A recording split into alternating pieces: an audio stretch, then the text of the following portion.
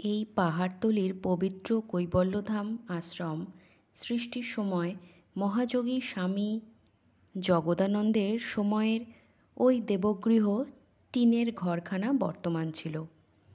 এই স্থানে বহু যাগযজ্ঞ, পূজা, হরিনাম কীর্তন হয়।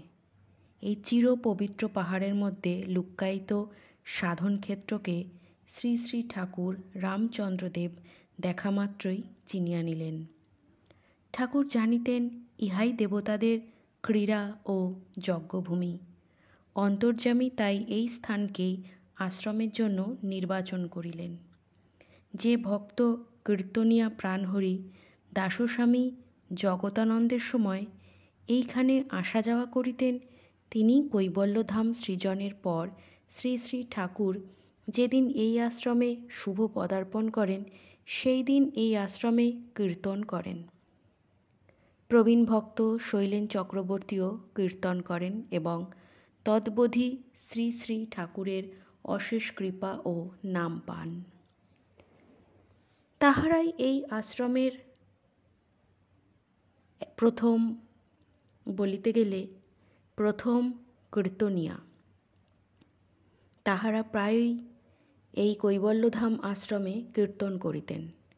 তখন এত ভক্ত ও কীর্তনিয়া এখানে হয় নাই, সবে মাত্র প্রতিষ্ঠা ও প্রচার হইতেছিল।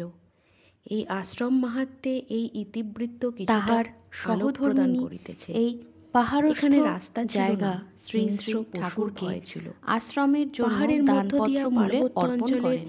ছোট রাস্তা মাত্র আশ্রমের সংলগ্ন দক্ষিণের পাহাড়ে ভক্ত কর্নেল সাহেবের বাড়ি ছিল। আসা যাওয়া এই পাহাড়েই ঠাকুরের 1737 রায় শুভময় দত্ত বাহাদুরের পাকা বাড়ি শ্রী শ্রী ঠাকুর আশ্রমের এই পাহাড়ের দক্ষিণের উঁচু পাহাড়ে কবি নবীন সেনের বংশধর উকিল রজনীকান্ত সেনের একটি বাড়ি ছিল। শক্তিরূপ এই রজনীবাবু এই পাহাড়ে আসিয়া ইংরাজিতে উপবেশন করিয়া অঙ্গুলি সংকেতে বর্তমান আশ্রমস্থ নন্দনকানন তুল্য শৈল কিরীটনীর দিকে ইঙ্গিত করিলেন। ওই পাহাড় মেরুপৃষ্ঠ ঋষি কর্তৃক পুত এবং এই পাহাড় ধরিত্রীর ভার বহনকারী শ্রী ভগবানের কূর্ম অবতারের শক্তি নিচয়ের উপর ভারসাম্য রক্ষা করিয়া দণ্ডায়মান। আশ্রমের মন্দির অনন্তনাগের জঙ্ঘার উপরে অবস্থিত। ঠাকুর পৃথিবীর সমস্ত দৈবশক্তিকে আহ্বান করিয়া ওই নন্দনকাননে মানসোপচারে অভ্যর্থনা করিলেন।